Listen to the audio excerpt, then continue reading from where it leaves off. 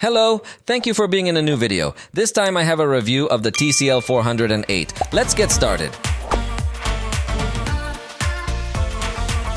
This is an entry-level device, although from this moment I must tell you that its launch price in Mexico seems to me too high, and I would not recommend buying it at this price at all. If you are interested, I think you could buy it when it comes down considerably. Its launch price is 3,299 Mexican pesos, that is approximately $190, and I definitely consider that it is very high for what it will offer us. I think its most attractive point may possibly be the 6 GB of RAM, but in the price range I think there are also other options with 6 GB of RAM and with many other options that are superior to those offered by this device. So the time has come for you to join me to know point by point the proposal that gives us TCL through this device.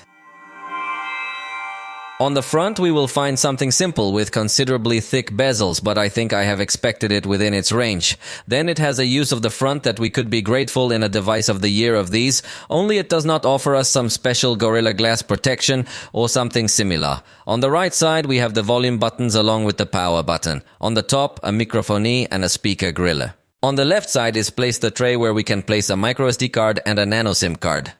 Surely there will be regions where the dual SIM version will be available, but in Mexico only this one is distributed. At the bottom we will find the headphone jack, another microphone, USB-C port, and finally the main speaker. As expected, all the frames are made of plastic as well as the back cover. Although on this back cover we also see a slight pattern in the form of hexagons, very tiny, so they are not so easy to show on the camera, but they do feel to the touch. So it has a slightly rough cover which causes to have a good grip. The colors available are gravity gray and midnight blue. And finally, they do not offer any special resistance, although no device in the range does. Will do. The screen will be simple, with a size of 6.6 inches and an HD plus resolution, so it does not offer us a very high level of detail, neither in text nor in images. We have a pixel density of 269, which ensures that even in the text you could get to distinguish some pixels. It is a screen with IPS technology, which is expected within the range, so it does not have very good viewing angles, as you will notice. If you see the content from the front, you will have a good experience, but not from the side. In addition, we are talking about a 60Hz screen, which in the middle of 2023 is rare to find. It feels a little slow response because the processor is not very modern, so it also causes that the movements or transitions do not come to be seen with all the fluidity that we would like. But we're still not done with the negative points because it doesn't have an automatic brightness sensor. That is something that is definitely unacceptable in this price range, so you should always be having a manual control of your brightness. Its peak brightness is 400 nits, so it is a screen that outdoors is not going to display very well either, although fortunately at night or indoors you will have a comfortable view with the lowest brightness. It has two display color calibration settings, or you can access more advanced settings. Remember that TCL is famous for making displays, so in this case it also introduces next vision functions which help optimize the image, improve color and other things. And the truth is that they do come to help, but I insist, as long as you view the content from the front. Because from the front, it gives you a good visualization. Despite not having a contrast like that of AMOLED screens, really thanks to these improvements, you do have a good experience. But if you view the content from the side, this changes completely. This device does offer stereo sound, so we have two speakers, one on the top. Honestly, this is uncommon in the range, so we could say that this is one of its strengths. Although I must say that the volume is regular and neither of the two speakers has a sufficient presence of low frequencies. Obviously, it is positive that it does have stereo sound, but the quality of the sound, the truth is that it is simple. We listened to a small test, although it is not the same as listening to it live.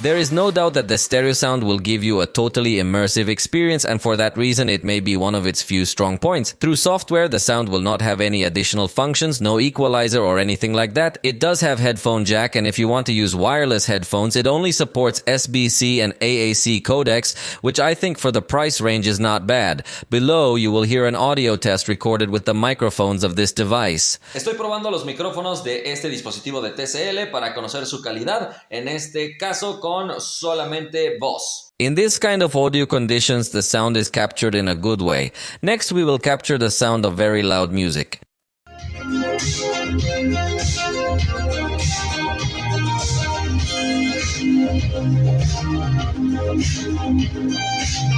As you could notice, the microphones fail to pick up good quality sound when the source is too loud. The front camera is 8 megapixels with f2.0 aperture and fixed focus. It's a simple camera. The specs, honestly, that doesn't look too bad unlike other devices in this price range. You can quickly access the camera by double pressing the power button. And as you can see, the capture speed I think is good. If we hold down the shutter, we don't have a burst available. And in the settings, we do have the option to show the palm of the hand so that we can take easier shots when the shutter is a bit hard to reach with the finger. In fact, also in the settings, you can choose an option to tap anywhere on the screen to be able to take the picture. In the upper right corner, it has some filters that we can't preview in real time. And in the lower left corner, we have access to some parameters for facial beauty.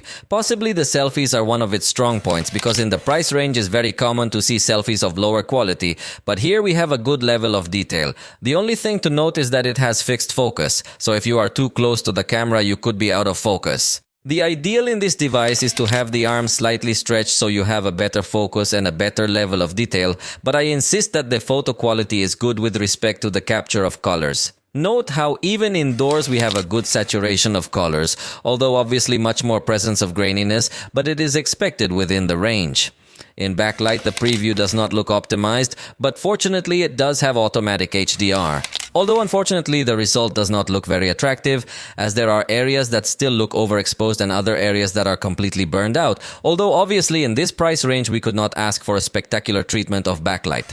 And at night, if you are in an area with sufficient artificial lighting, I think the result is positive, although no longer with a good level of detail. In areas of indirect light, we have a very similar result. Then I think the device manages to pick up good lighting as it does not come out excessive noise in the darker areas. And in backlit areas at night, you could take advantage of the screen as a flash simulation to illuminate your face a little better, but it is a very cold lighting that could unbalance the overall tone of the photograph. This front camera also allows you to capture good portraits, albeit with a slightly cloudy effect that is even seen at night, but the bokeh effect generated I think is positive. In the day we also have a good bokeh effect and a little more accurate detection of faces or bodies, but it is not able to detect objects, so the result could get to look very artificial if you have any object nearby. On the back we have a camera of approximately 24mm with 50 megapixels. I think the resolution could become a strong point, at least as part of the specifications, but in a moment we will see its results. Its aperture is f1.8 and it does have autofocus, and as you can see it comes with a secondary lens, although it is only for depth capture, so it is 2 megapixels with f2.4 aperture and fixed focus. As always, I will do a test to try to capture number 1. I will make a second attempt and in conclusion it responds very fast. It even captured a slight moment before the one in my 2 attempts, so I think if you can capture the exact moment, that will be one of its strengths, and if you hold down the shutter we have a burst of up to 20 pictures. So I definitely think that this device is very useful for trying to capture an exact moment. As you can see, it does have an artificial intelligence function to try to optimize the colors, although it's obviously basic. We'll also find on this side access to some effects that we can't preview. And by tapping on the screen, you can adjust the exposure and focus, but if you want more professional settings, you can access the Pro mode. In this case, it allows us to change different parameters. For example, the ISO can go up to 1600, the shutter speed can go up to a quarter of a second. You can also change the focus, exposure compensation, white balance, but it does not allow us to take pictures in RAW, although that is uncommon in a device of this price. Moving pictures could be a bit complicated with respect to definition, so you could get a blurry image. The camera has a 50 megapixel mode to try to take advantage of all the information on the sensor, and while the photo is indeed 50 megapixels, I think it doesn't really get to take advantage of all the information generated by the sensor. Although in a device of this price, I think the photos do come out sufficiently detailed in this mode. The color capture is not as accurate, but obviously being an inexpensive device, we could not get so demanding. It feels a bit low contrast photography, and obviously a bit of chromatic aberration is also generated in some areas, but that's natural in devices of this price. In backlit scenes, the preview doesn't look optimized, but remember that it does have automatic HDR. And it seems that the post-photo processing in this case is indeed of good quality. unlike what we saw on the front-facing camera. The areas that were completely burned out already show the colors, and the shadow area is not completely darkened. The photo quality seems considerably high to me, although obviously taking into account its price range, because we will see chromatic aberration, but it is something we can forgive it in the entry range. Indoors, the result seems positive but not spectacular. We have a good level of detail, although the colors get a little paler than I would have liked, considering that it has a 50 megapixel camera, where generally when merging the pixels a better color is generated. Night photography I think is also a good thing, especially for the good treatment of noise. We only see a little graininess in some areas, but it's natural. And with the night mode, you're going to notice a little more detail enhancement, especially in the darker areas, and it tries to balance the light sources better. It's not spectacular, but it definitely delivers for the price. This second area was much darker, and the device did manage to recover the color with good quality. And if you use the night mode, it tries to better define the details. Then I insist that it is a device that does manage to comply well in the photographic section. The camera is able to adjust its focus to close or small objects, so macro photography is well covered, although in this case only the color management should be improved, because they come out a little pale. But even if you apply a little digital zoom, notice how you can have excellent quality pictures. So even though you don't have a macro camera, the macro pictures come out perfect. The maximum zoom of this device is only 4x, and I find it has a good quality still in that range. It is true that there are other devices that would let you go up to 10x or something similar, but its result looks very forced. In this case, I think it's honest that they let us get up to 4x, and if you want to get closer, you could then crop the image, although it will obviously feel more stretched. As you may have noticed, it doesn't have an ultra-wide camera, but it does have a panorama mode with which you can capture more information. And what I like is that it's a high-resolution panorama mode, so you notice the details well. And I also like that it merges the photographs correctly, so you don't have some inaccurate areas here. So the panoramic photography does seem to me to be of a very good standard. The included camera is supposed to capture depth, but I must say that it doesn't work properly, at least not 100%, since some parts of the objects it does keep them in focus, but especially the thinner edges you're going to notice that they appear very blurry, so obviously it's not a high-end portrait photograph, but it's understandable for the price range. Bodies and faces, I think it manages to detect them a bit more accurately, but will still manage to notice some areas of inaccuracy, which confirms to us that it's not a specialist device, but in the price range we could still come to accept it. Night portraits could be a bit more complicated. Note how here the gap between the arms is not blurred, so it can give you quite inaccurate results.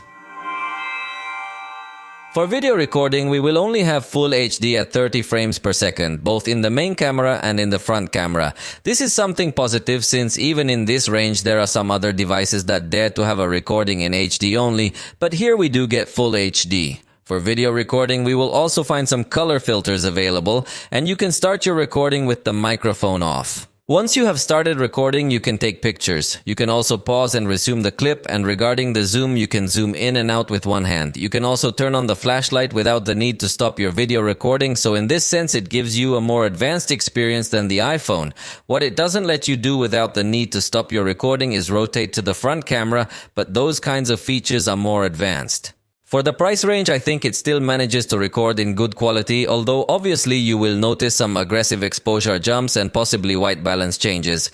But that's what we would expect in a device of this price. Honestly, we can't get too picky, but I like that it does support full HD recording. I like that at least the focus does not seem to be suffering too much in environments that are very simple. And when you put a little more difficult tests at the time of placing or removing objects, it does react this focus. But the more difficult tests with subtle movements obviously do not manage to overcome them, and there are moments where the focus feels that it gets to be stunned. Backlit recording is not one of its strongest points, but I don't think it's a disaster either. It's obviously going to prioritize illuminating the face, and so it can sacrifice the more brightly lit areas by overexposing them too much. The light jumps are very noticeable, but in this price range it's totally normal. Indoors it manages to maintain a good capture of light and colors, although the noise in the darker areas is a little more noticeable, but I think it is what you would expect in a device of this price, and I even think it could exceed my expectations. At night, the video recording still seems to me to be of good quality. In this case, I was recording in a warm environment and I think the device represents colors well also with a warm setting. Obviously, if you record some area where there is a light source and it's at night, the result is going to get worse. And in the darker areas, it is not able to collect as much illumination as other devices. But I think the result is very natural and you appreciate that there is no exaggerated noise present in the darker areas. So I insist that the recording is as expected. When walking, you will notice that it has a slight digital stabilization, but practically imperceptible. For walking, it could still reduce a little more the aggressive movement, but when running, it is obviously insufficient, but it is expected at this price. The zoom, as in photography, you will notice that it is going to be 4x at most, and fortunately, it does zoom in and out smoothly and maintains a slight level of stabilization that can help you also in distant shots. I think it optimizes resources very well because the zoom does look good quality even though it doesn't have that much range. You should know that the device doesn't have slow motion, but it does have a fast camera customizable to a professional style.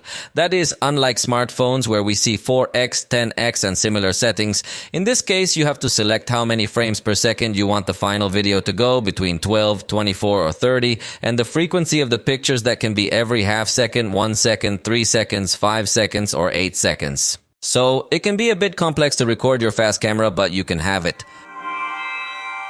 The front camera also records in full HD and that's a good thing, but it does feel a little lower quality video. It does not have any stabilization, so when walking you may have a little more vibration. Also, it obviously won't have a good backlight treatment, so it may burn or overexpose many areas of the background in order to illuminate your face well, so it doesn't offer us such advanced video recording, but we couldn't get too picky. Indoors, it's curious that the video drops down to 28 frames per second to try to capture a little more lighting. So it doesn't feel as fluid, but I think it captures colors and light well. Obviously, there will be a little bit more noise present, but that's the natural thing to do. At night, it drops down to 25 frames per second, so it maintains a good balance between good light input and fluid motion. I think within the devices I've tested in this price range, yes, I could get to highlight the recording of this device even in low light conditions. Because although it could get to appear a little noise in the darkest areas, it manages to defend itself well. Finally, with the front camera, you do not have slow motion or fast motion, nor does it have a dual recording mode. This software, again, we will see that it is a weak point because it comes with Android 12 and TCL UI 4. That is, it does not come updated from the factory, and of course it does not have an update policy, so its lifetime is going to be greatly shortened. Remember that over time the applications are updated and are asking as a minimum requirement each time a newer version of the operating system, so it is likely that this device will cease to be usable much faster than some others. The manufacturer offers a few additional options as part of the software, such as gestures. For example, you can turn the phone upside down to mute it. You can take screenshots by swiping with 3 fingers. You could also take a screenshot of a specific region if you make a 3-finger pinch gesture on the screen. That's a rather original feature that I haven't seen so far from other manufacturers. With 3 fingers, you can also swipe upwards in order to enable split screen mode, but it must be only within compatible apps. For example, in Google Play Store, yes, we can do this gesture and we can easily use 2 things at the same time. We can even swap the position of these apps. We can also turn it into a floating app. And in this price range, honestly, is that this looks like a pretty useful tool. We can even rotate the app to work in a horizontal format even within this floating mode. But it doesn't have any tools to easily open apps in this floating mode, so it's a bit complex to use. Inside the shutdown menu, notice that it also offers us some interesting options. This is a very nice proposal because I had not seen it in other manufacturers. And I find it very useful that by holding down the button, in addition to the shutdown options, you get some shortcuts or even your smart life controls. For example, if you have smart bulbs linked to Google Home, they would appear in this part so that from here you can control your whole house. When you connect headphones to it, it also has a feature called Smart App that will give you some suggestions of the apps you usually use when you connect your headphones. In this case, the device has not yet learned how I use it, and so it didn't give me any suggestions. And another feature that I found very interesting from this manufacturer is the option to change the sky in the photo editor. Notice how its performance is quite good, and this is all through artificial recognition of the images. Notice how in this case the original photo has a cloudy sky, but I can set the sky to clear, and the truth is that the change is not too noticeable. It does not look artificial at all. And in the same way, I can select some other presets. Some look much more spectacular than others. So definitely that's a considerably attractive feature and one that few manufacturers integrate. Another feature that could prove useful is the built-in heart rate reader. In this case, you simply set your age and then press start detection so that you place your finger near the camera, and through the illumination with the flash, it will try to detect your heart rate.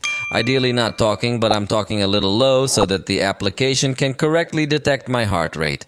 In this case, you can also choose whether you come from walking or exercising to have a much more accurate measurement, and it will also obviously show you your history and your graph. It can be useful if you are not considering buying a smart bracelet, since they also have an application that is responsible for counting steps, although you must start it manually. I think it's a system with good stability and good added features, although obviously it won't be the most advanced in the industry, but I liked it. Just the weakest point is that it doesn't come up to date from the factory. The side fingerprint reader supports up to 5 different registrations, and the truth is that it works well. Obviously, if you don't have your fingerprint registered, it's not going to be able to unlock, but with registered fingerprints, I think unlocking is very fast. In fact, you can also map a specific fingerprint to immediately launch an application when you unlock using that finger. This can be useful for a number of people. You can also select whether you need to press the button or just touch it for the unlock to happen, and it also has facial recognition for a slightly more comfortable experience, but obviously it's less secure because the facial recognition is not 3D or anything advanced, so it could be unlocked with people that look like you or something similar. So if you want a convenient but still secure experience, you could use Smart Lock, and you just register your trusted places or devices, and as long as it's in those environments, the device is not going to be locked. The password management is run by Google, so it can autofill the fields, but this can be dangerous because it autofills those fields unless through the settings you tell it otherwise. Within the Google settings, you must access the autocomplete part so that finally you indicate through this option that if you want it to request the fingerprint before filling in the passwords. This way you have a much more secure experience. This device also comes with the option to block access to applications, so in case you have lent your unlocked phone, you can still protect certain applications from intruders. The PIN can be different from the lock screen, and of course you can also access with your fingerprint, so it does give us a good experience, although not as advanced as some other devices, so it has no secure folder or kids mode. Although within Google Files and Google Photos you could get to have a more or less secure folder, but it is not as advanced as other devices. The battery is 5000 milliamps, and it is surprising that it has the expected performance. I say this because it has a fairly old processor, but still the duration is the same as we find on average in other devices with similar batteries. So with heavy use, it could give you about 5 hours, and obviously with a much more moderate use, that time will be much longer. The advantage is that it does have a normal saving mode that can help you in the day-to-day, and also has a higher saving mode that in an emergency or when you have little battery left, you could enable it, and it will restrict many more functions of the device. Only in this case you yourself have realized that it failed, and curiously now the extreme saving mode is no longer available. In fact, it looks like the device froze completely and just rebooted. In full video review, thank you. It already turned back on, and as you notice, it started in super power saving mode, a mode where you only have access to 4 applications, and curiously does not allow us to add any application that is also essential to us. So I think it is not very useful if it does not give us access to WhatsApp or other messaging applications. It only supports text messages. The charger is 10 watts and is extremely slow. In 15 minutes, it recovered 11% of the power, 30 minutes 22%, and the charge finished in 3 hours. Definitely the experience can become very bad, and I would invite you to leave it charging overnight. And at least in that sense, it does give us a good feature because it does have smart charging.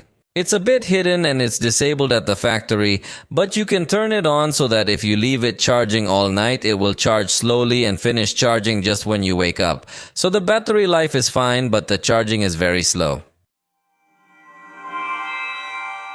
This device supports Quad G networks, which is expected for its price, and it doesn't have a data lock mode for you to set whether apps will be able to access the internet using Wi-Fi only or your mobile data as well. So here it's a bit more difficult to control data consumption. It supports Wi-Fi 5 networks, so it will offer moderate download speeds, not the most spectacular, but I honestly think it's not bad at all. Obviously, it's going to depend a lot on your internet connection. It also integrates Bluetooth 5.1, and I think it is not a bad thing either. But the NFC chip is reserved exclusively for some regions, and in Mexico comes the option without the NFC chip. What it does have is FM radio, although you need to connect headphones to use it. Surprisingly, it also has the function of projecting the screen wirelessly and not only works with Chromecast, but also with other monitors. It also includes Android Auto to connect it to your vehicle, but it comes exaggeratedly trimmed in the number of sensors, since you only have the aerometer and proximity sensor, so it lacks a lot of sensors. And in addition, the proximity sensor doesn't seem to respond very well. It is only enabled on contact, and that can definitely cause a bad experience. And to finish with this section, the vibration motor on the Z-axis is very simple, but that is expected within the range. What is unforgivable is that it has so few sensors. Regarding the ecosystem, even though TCL is a pretty big manufacturer with respect to home products, it doesn't really have a proper interaction with its mobile devices. So yes, you will find TCL products like TVs, air conditioners and more, but it doesn't really integrate seamlessly with mobile. In fact, you will also notice that they have a TCL Tab and Move Audio branded headphones. So their catalog, I insist, is broad enough, but it could not really be considered ecosystem. In many respects, it also relies heavily on Google. Cloud storage is through Google Drive, and as I had already shown you, the control of your home devices will be through Google Home. The advantage is that being an Android can coexist better with other devices of the same brand or different brands, as you have nearby share to share files from one Android to another Android easily, and you can even install it on a computer. And also technologies such as Google Fast Pair, so that with compatible headphones it is automatically detected. Let's go to the performance test, and I'm going to tell you that this device has a very old processor. It's the MediaTek Helio P22, which is 5 years old. Definitely that in the tech world that makes it a complete old man. It comes with 6 GB of RAM to complement the experience, which is very good, but having such a slow processor, definitely that the experience will not be good. Obviously, you're looking at this accelerated test. It took about 5.6 seconds on average to open each app, which honestly isn't as bad as other devices I've tested that are a complete mess. But it's definitely not going to give you a smooth experience. It seems that the opening of apps does work well. And notice that the interaction within apps is what will surely make you suffer. Because notice how it becomes too clumsy. Although definitely if we have fewer apps open, it is likely that it can get to have a better behavior. But even with multiple apps open, we don't seem to have seen as many restarts as we expected. It looks like those 6 GB of RAM are pretty well managed. I think TCL does a good job of optimization, as even with the scarce resources this device has, it is performing considerably well. Honestly, if one reads these specs, you'd expect even worse performance, but that doesn't mean it's an excellent choice at this price. That's why I told you at the beginning of the video that I wouldn't recommend you buy this device at its launch price, but after it has dropped a bit more. The good news is that it did keep all the apps open, which is pretty amazing because that's 16 apps that we ran. And there are other much more expensive devices that even with fewer apps see a lot of restarts. But here it seems that the RAM is perfectly managed, and that could easily be one of its strongest points. But I insist that the fact that the processor is a bit old, it's also going to give you this kind of experience within applications that are much less responsive, as you realize it becomes very clunky. But another of its weak points is storage, since it only has 64 GB. And I think in the middle of 2023, just to start 2024, it feels very low, this experience. Most devices in this price range already start at 128 GB, so I couldn't recommend this device. The good news is that you can fit a micro SD card of up to 512 GB, so in a way you could compensate a little bit for the lack of space, but it is a device that could easily fill up. Now let's do our test by exporting 4 clips recorded in full HD with a total duration of 1 minute to find out roughly how long it takes to export all these videos. It took about 53 seconds, and again it has surprised me for the better. The truth is that considering it's a 5-year-old processor, I was expecting much worse performance, but there are other devices that have taken even longer. For games, the device has an application called Game Chess, where we will be able to view the games we have installed as well as turn off or turn on the turbo mode, also see the next vision options for an optimization of the colors of the screen, and we can also have small notifications so they do not interrupt us while we are playing or disable them completely. We can also optimize the network flow to prioritize the connection directly to the servers of these games. Within the configuration, we are also going to see a constant volume option that will allow us to have a better optimization in the sounds of the game. So the features look very good with respect to the added software. Once you enter a game, it doesn't offer you any additional tools, so it's just the initial management. Within Call of Duty, by default, this device gives us the low graphics quality at a medium frame rate. We can go up to a high rate, but we don't have a lot of things. Obviously, you won't have a lot of graphical effects available either, because being such an old processor, it's obviously not expected to have good graphics support. But notice that the final experience may come to surprise, as it gave us a good gameplay, although obviously with very simple graphics, but it is what one would expect in this price range. Honestly, again, it came to surprise me that if you could at least play smoothly and not freeze completely, possibly the issue of having 6 GB of RAM helps a lot, not only in games, but we already confirmed it also within applications. The only thing we could point out is that it's obviously a device that's not going to respond quickly to screen taps. So if you're a much more demanding gamer, of course you're going to require something that responds much more fluidly.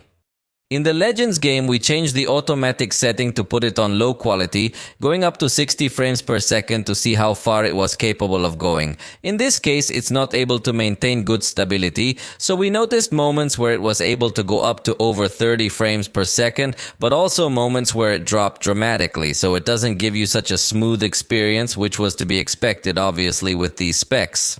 But again, I'm surprised that it doesn't freeze 100% and also that it doesn't get that high of a warm-up. So I think that for simpler games it will be quite functional, but obviously for this type of content that is much more complex with graphics and special effects, it will not be a device that I can recommend. The advantage is that it even lets you record the screen and play, which surprised me, although obviously when doing this action the performance drops slightly. But the truth is that the experience exceeded my expectations. In the SpongeBob game, this device defaults to medium resolution at high quality, but for a test appropriate to its price point, we selected low resolution and low quality at 60 frames per second with smoothing turned off. But even with the lowest quality selected, we did witness some moments of freezing, which makes for a really bad gaming experience with this content. So there can be some complex games that can cause complete freezes and therefore can give you a very bad gaming experience. Finally, we tested Asphalt 9, which is a game that generally comes very well optimized for all devices. It does not allow us to select 60 frames per second, and we kept the default graphics quality setting.